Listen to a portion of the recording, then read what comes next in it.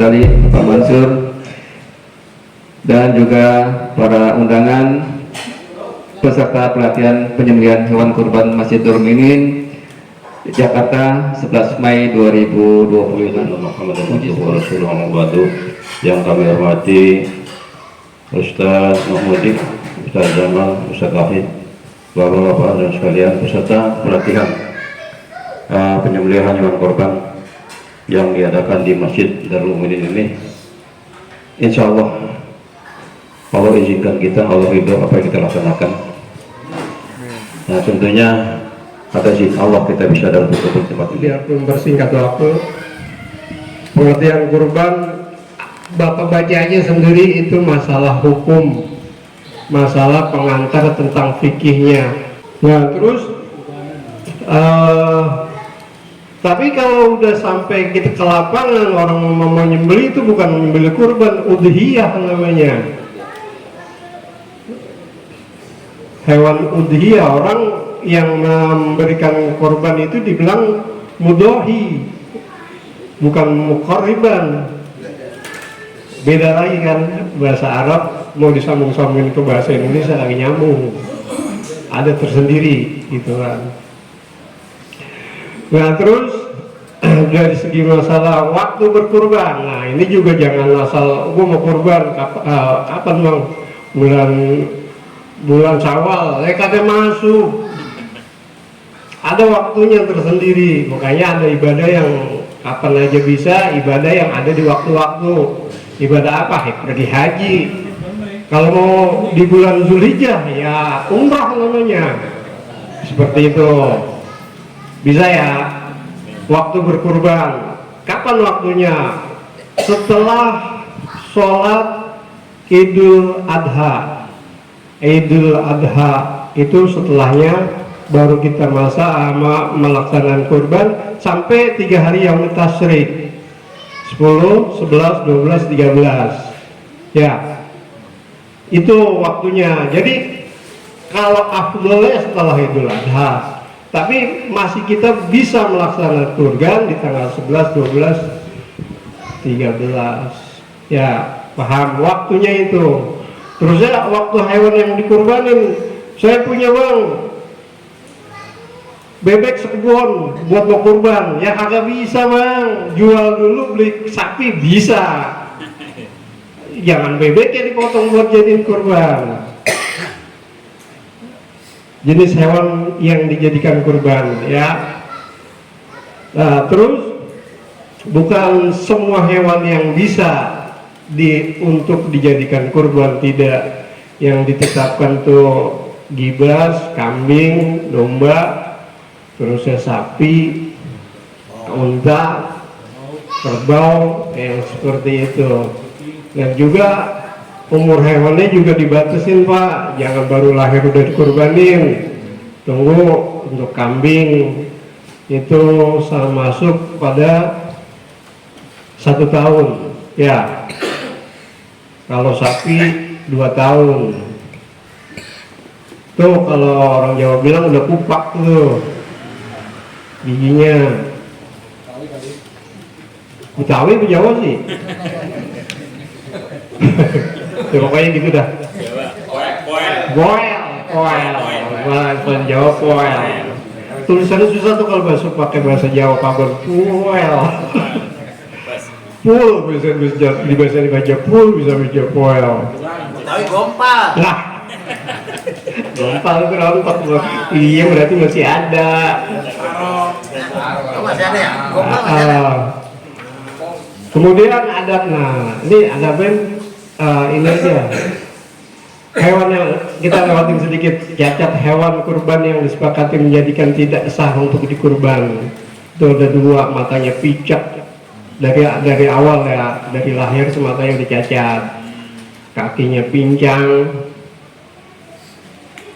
yang jelas pincangnya gitu kan, sakit. Jangan juga pak, kalau sakit itu saya punya kambing 10 nih yang sakit aja. Kalau kita dulu, orang dulu nih mau makan ayam aja nunggu berak kabur dulu baru motong ayam. Bener ya? Kalau berak kabur kagak dipotong, kagak makan ayam. Sayang. Sayang. Jangan ya untuk itu. Pokoknya yang sehat, yang pecah kakinya yang tidak memiliki sumsum, apalagi nih ya koji judulnya itu mah kategorinya sakit ya. Gimana ya, hewannya yang bagus lah. Kategori ini buat yang motong juga kasih tahu orang-orang yang pada saat lihat dulu nih hewannya kategori masuk nggak untuk disembelih, seperti itu intinya. Ada menyembelih hewan kurban sebenarnya banyak ini, tapi di Al-Imam Nawawi rahimahullah dalam kitabnya Rawdatul Talibin menyebutkan beberapa adab yang berkurban yang termasuk yang lainnya dalam masalah penyembelihan. Pertama, menajamkan alat potong. Ini kaitannya dengan hadis yang saya tadi bacakan. Coba Bang Yamam. An-Nabi Allah, dipoto aja ya kalau yang bawa kamera, dipoto aja karena nggak masuk di sini. An-Nabi Allah Shaddad bin Wais bin Aus radhiyallahu ta'ala anna Rasulullah sallallahu alaihi wasallam qala innallaha katabal ihsana ala kulli syai'. Sungguhnya Allah menetapkan, mewajibkan ihsan kepada setiap sesuatu. Fa idza qataltum fahsinu wal qitlata. Tatkala kalian semua untuk membunuh maka bunuhlah dengan yang ihsan, baik, dengan cara yang baik. Wa idza dzabhtum, nah ini dalil kita nih yang buat motong nih. Fa idza dzabhtum fahsinu adzibhata. Tatkala kalian ingin menyembelih maka sembelihlah dengan cara yang baik. Wal yuhidda ahadukum syarfatahu, dan hendaklah diantara kalian menajamkan. Nah ini faktor utama. Kalau kode etiknya penyembelih, satu, pisaunya tajam, itu harus ya. Karena apa Pak?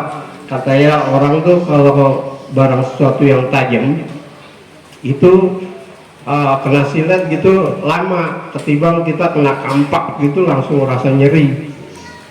Barang yang pokoknya yang tajam kayak apa dia nggak berasa, sles gitu ya, tak tahu tanganku udah hilang. Kayak di pabrik-pabrik kecelakaan seperti itu, karena apa? Tajamnya, jadi nggak berasa pada saat. Ya itulah hebatnya Islam dalam mengatur sampai mau ngabisin nyawa pun jangan sampai terasa oleh yang di korbannya. Kasih sayangnya kita ya seperti itu dengan menajamkan alat pemotongnya. Ya taruhlah golok apa pisau gitu, sekali tarik dan habis. Dia ngerasain sapi udah mati duluan Pak, pada kejet-kejet udah mau kagak ngerasain sakit seperti itu. Mau coba? Ya. Kali ntar kalau begitu, ikut mandiin langsung. Selesai. Lo kagak balik-balik. Repotnya itu. Lah, wal yuhidda, ini penekanan wal yuhidda ahadukum syarfatahu. Makanya dengan Nabi mengatakan, ini sekian banyak ini kita memotong satu orang, di antara kalian tajamin tuh pisau gitu loh, tajamin tuh golok. Kalau kita memotong sampai godot gitu ya nyiksa namanya.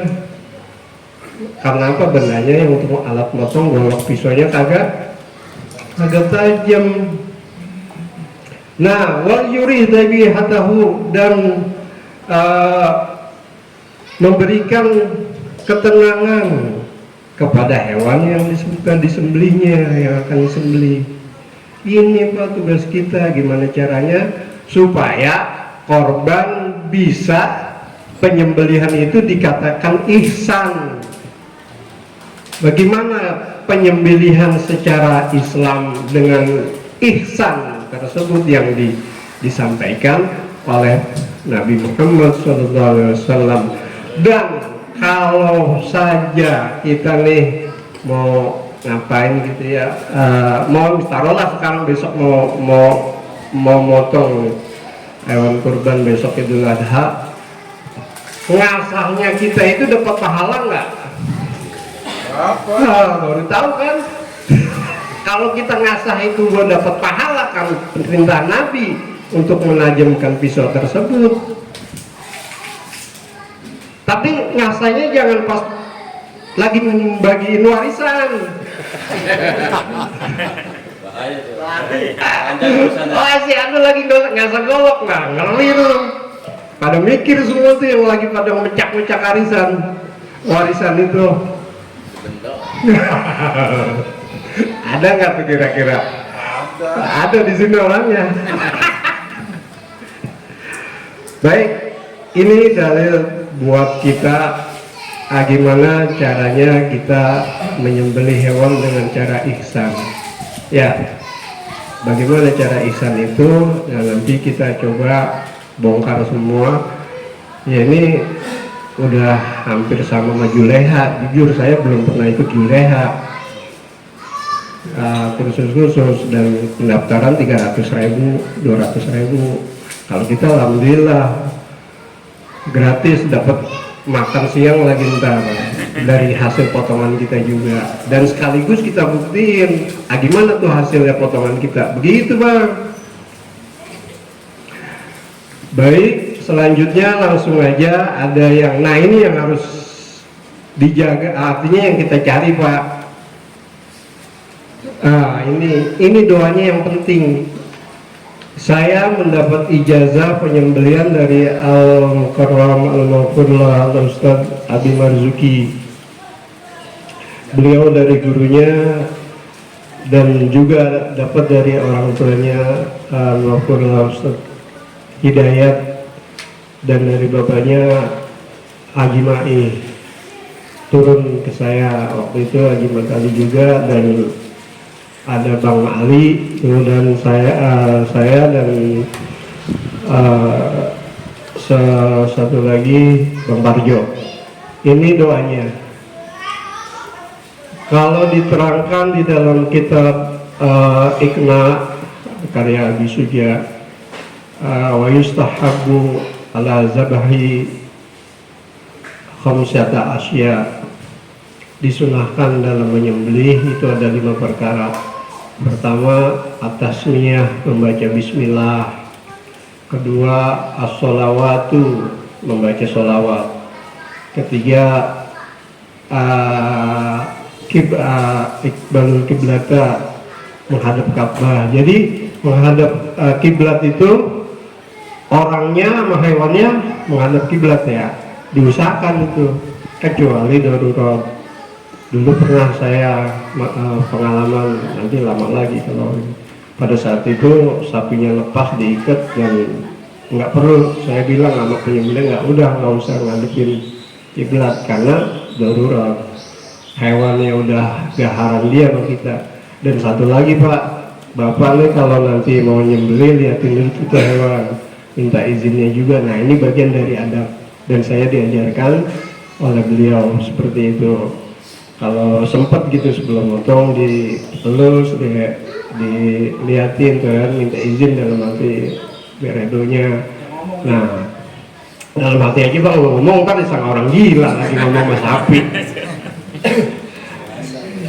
Satu lagi dari ada beberapa hal adab, ini adab malamnya kita minta sholat hajat, minta redonya, minta izinnya bahwa kita juga akan menghabisin hewan sesama kita, gitu kan, hewan hidup, makhluk hidup gitu kan. Itu malam ya, biasanya kami menjalani seperti itu, malamnya sholat hajat, mohon izin, mohon redo, doa mohon selamatan juga.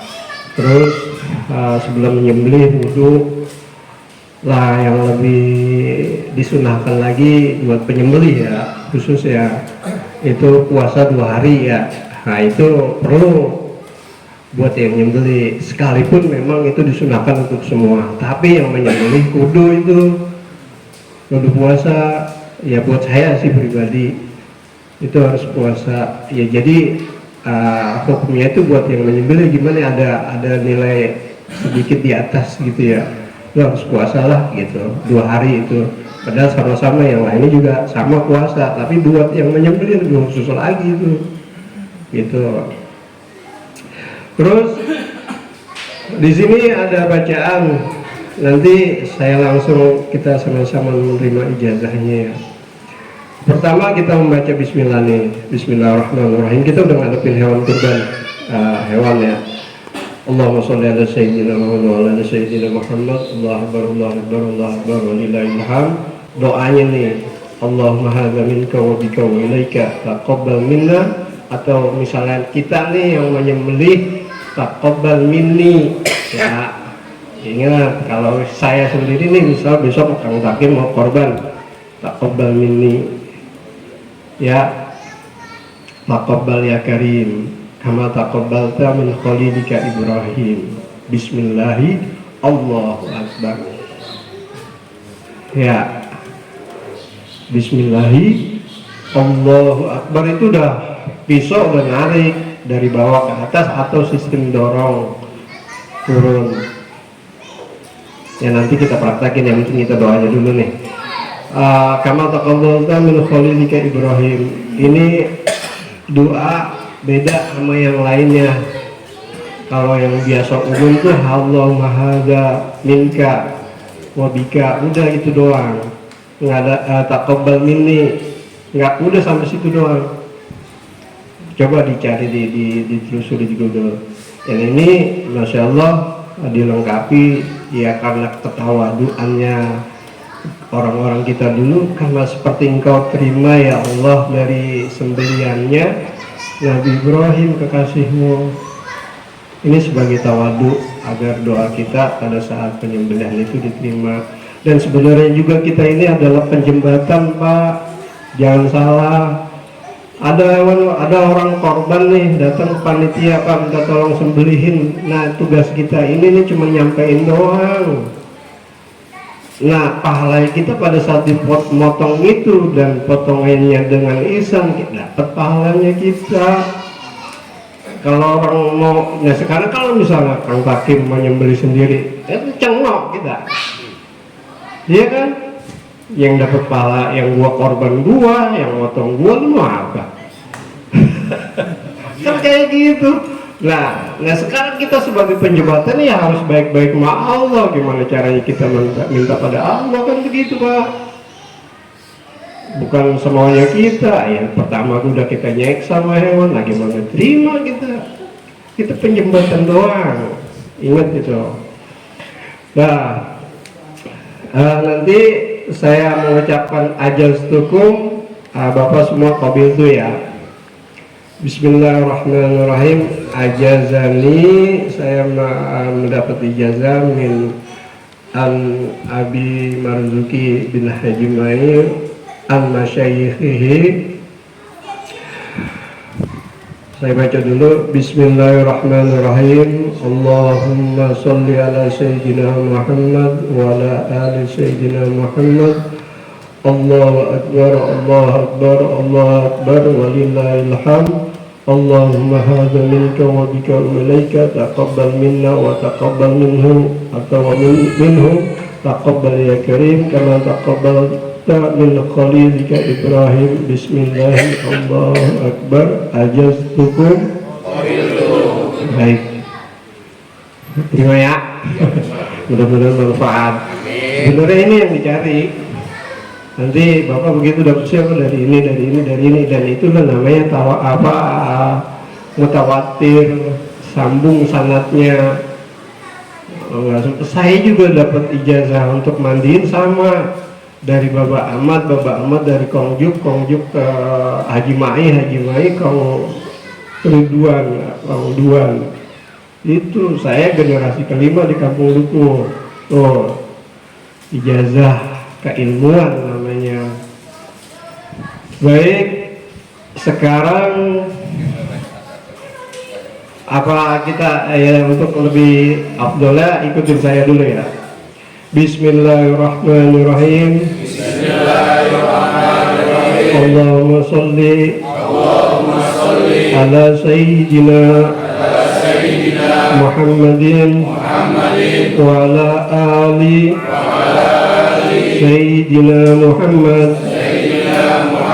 Allahu Akbar, Allahu Akbar, Allahu Akbar, walillahil hamd.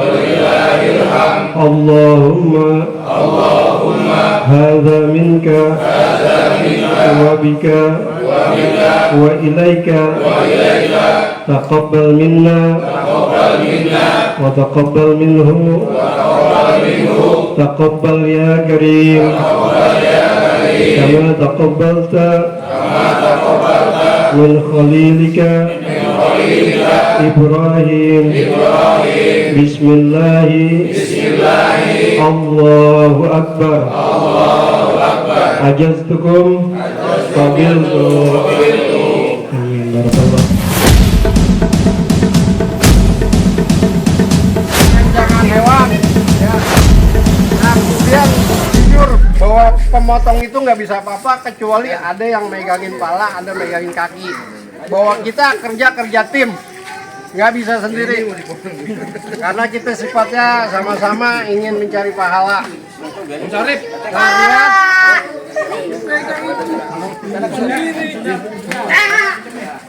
lihat orang yang motong sama hewannya ngaduk kiblat ya, kakinya lihat secara ini kambing lebih mudah ketimbang sapi. Kalau sapi masih susah kalau diginiin kan. Ya, Ini gini, satu orang di sini. Ya. mohon izin rokok lu buang dulu. Oh iya kan. Jadi gini, maaf ya. Coba tolong saya mau coba perhatikan sini. Pegang sini satu orang. Coba sini satu orang. Pegang sini satu orang, pegang ini satu. Pegang ini satu orang, tarik ke sana. Terus ini pegang ininya. Satu pegang sini. Ya, lihat instruksi, dengerin instruksi. Bismillahirrahmanirrahim. Allahumma sholli ala sayyidina Muhammad wa ala ali sayyidina Muhammad. Allahu akbar. Allahu akbar. Allahu akbar. Walillahil hamd. Allahumma hadza minka wa bika wa ilaika taqabbalta. Kali ini karena sedekah munizim sedekatun min Bapak Karso ya. Taqabbala ya karim.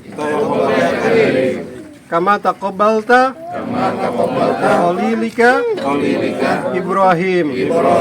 Bismillahi Allahu Akbar. Satu hal lagi yang beliau ajarkan pada kami, jangan pernah untuk meninggalkan golok setelah pemotongan. Biar darah di sini alirannya jatuhnya netes tes gitu ya, satu-satu. Nah, dalam pemotongan ini, nah ini harus putus. Ini pernapasan juga kerongkongan. Ya. Jadi ngambilnya dari bawah. Bawah naik ke atas, naik sampai sini, separuh nih golok nih, pisau. Turunin lagi, tahan di sini. Ini ajaran beliau, jangan sampai kita habis motong brek tinggal, jangan. Kedua, jangan pada saat kita motong begini separuh terusnya lepas, tempel lagi nggak sah potongannya. Harus tetap begini nempel terus, pokoknya nempel terus. Satu kali berarti ya. Sekali, dua kali Allah turun, naik ya kalau dia mau ini, lepas aja nggak apa-apa. Ini dia naik, dia udah putus, turun, habis. Paham? Insya Allah. Ini, nah udah ini nggak usah dibersihin.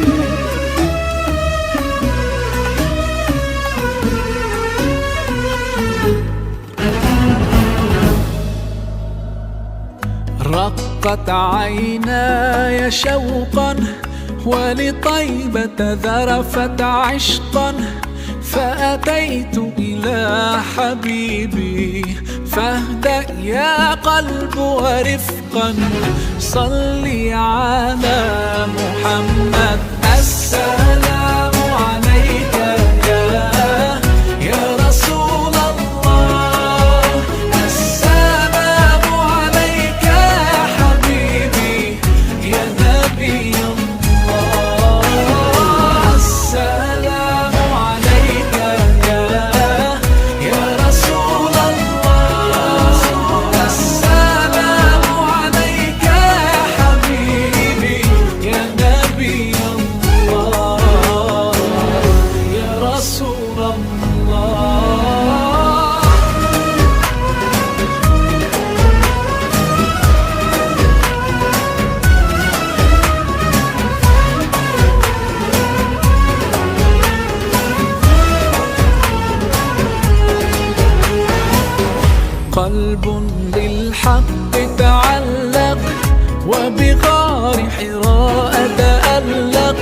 يبكي يسأل خالقه فأتاه الوحي فأشرق اقرأ اقرأ يا محمد السلام